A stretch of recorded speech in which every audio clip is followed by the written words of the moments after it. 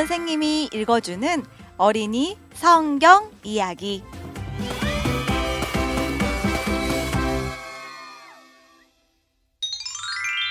101번 이야기. 다윗이 죄악을 저질렀어요. 사무엘하 11장에서 12장 말씀.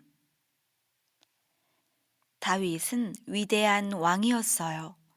다윗은 여호와의 적들과 싸웠고 여호와는 다윗에게 승리를 주셨지요. 이스라엘은 위대하고 강한 나라가 되어갔어요. 그런데 다윗이 자기가 얼마나 위대한지를 알고 이스라엘이 얼마나 위대한 나라가 되었는지를 알게 되자 옛날에 여호와 앞에서 여호와여 제가 무엇이기에 라고 했던 겸손을 잊어버렸어요. 대신 커다란 죄에 빠졌지요. 자기 자신을 자랑스러워하게 된 거예요. 다윗은 하나님이 율법에 아내를 많이 두지 말라고 말씀하신 것을 알고도 하나님의 율법을 따르지 않았어요.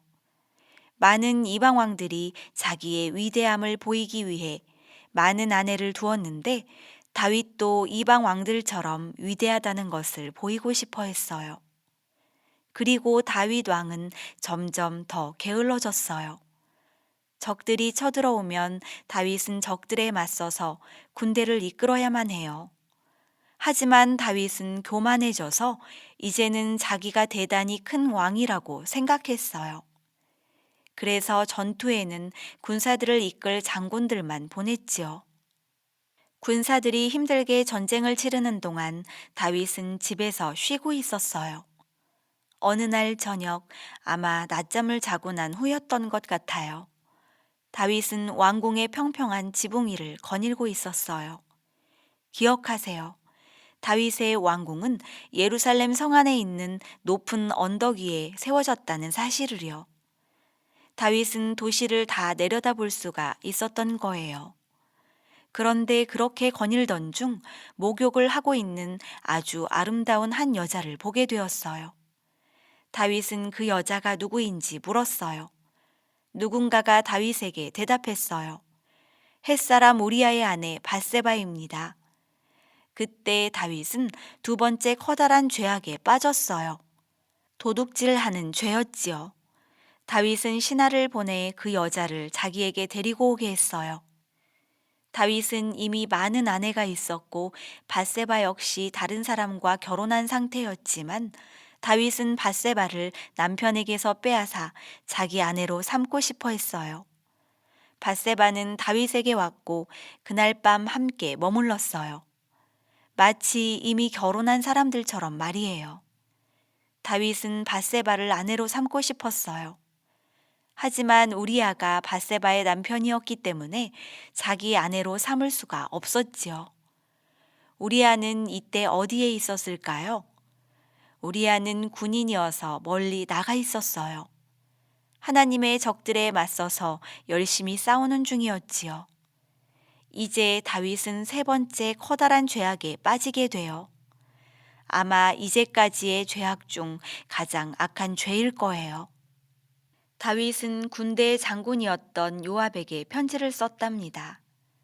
그리고 그 편지에 우리아를 전쟁터 중 가장 위험한 곳에 보낸 뒤에 거기에 우리아만 홀로 남겨놓고 떠나라고 요압에게 명령했어요. 그러면 우리아는 분명히 죽게 되겠지요. 요압 장군은 다윗 왕이 시킨 대로 했어요. 확실히 죽을 수밖에 없는 가장 위험한 곳에 우리아를 두었던 거예요. 어떻게 되었을까요? 우리아는 정말로 죽었어요. 우리아가 죽은 것은 다윗 왕과 요압 장군의 책임이었지요. 전령이 우리아가 죽었다는 소식을 가지고 다윗 왕에게 달려와 말해주자 다윗 왕은 우리아가 죽게 된 것을 적들의 탓으로 돌렸어요. 다윗은 그 탓을 자기에게 돌리지 않았어요. 밧세바는 남편이 죽었기 때문에 7일 동안 울고 슬퍼했어요. 그 뒤에 다윗의 아내가 되었지요. 그렇게 해서 다윗 왕의 모든 죄는 덮어진 것처럼 보였어요. 하지만 그렇지 않았어요. 하나님이 다윗이 하는 모든 행동을 지켜보고 계셨지요. 성경은 우리에게 이렇게 말해주고 있어요. 다윗이 행한 일이 여호와 보시기에 악하였더라. 거의 1년에 가까운 시간이 지나갔어요. 그 시간들이 다윗 왕에게는 힘든 시간이었을 게 분명해요. 다윗은 자기 죄를 잘 알고 있었지요. 하지만 자기가 행한 일은 잘못이 아니라고 스스로에게 속삭였어요. 그리고 하나님께 회개하지도 않았어요. 다윗의 마음은 심히 괴로워서 마치 바다의 파도가 자기를 때리고 있는 것 같았어요. 그해 다윗과 밧세바에게서 아기가 태어났어요. 그리고 거의 한 해가 다 지나간 후에 하나님은 다윗에게 한 선지자를 보내셨어요. 그 선지자의 이름은 나단이었어요. 나단은 다윗을 꾸짖지 않았어요. 대신 한 이야기를 들려주었지요. 우리도 한번 이 이야기를 들어볼까요? 어느 도시에 두 사람이 살고 있었어요. 한 사람은 부자였고 다른 한 사람은 가난했지요.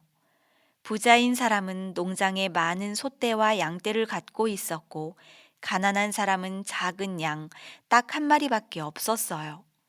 그 가난한 사람은 그 양을 깊이 사랑해서 마치 자기 자식처럼 키웠지요.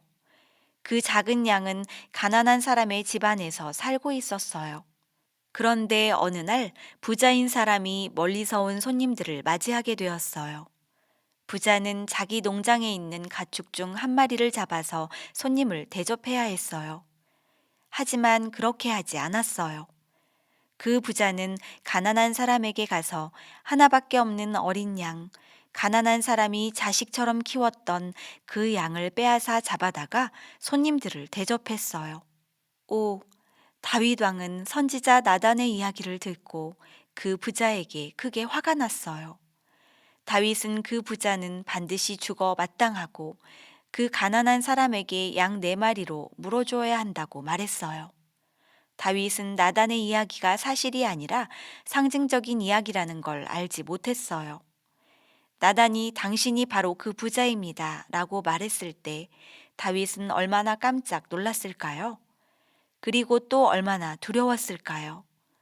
그 부자는 바로 다윗의 이야기를 보여주고 있는 것이었어요.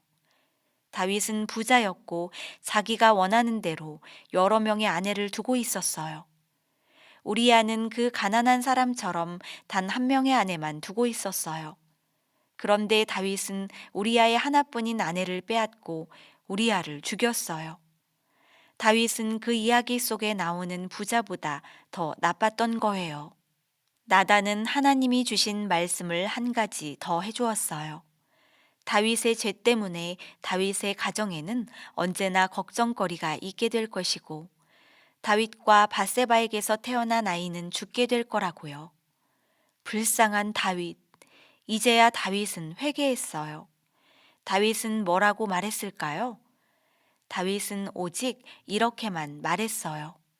내가 하나님께 죄를 지었습니다. 그러자 나단은 대답했지요. 하나님이 당신의 죄를 용서하실 것입니다. 다윗의 죄는 예수님의 피로 씻음을 받았어요. 그리고 얼마 후 하나님은 다윗과 밧세바에게 다른 아기를 주셨지요. 그 아기의 이름은 바로 솔로몬이었어요.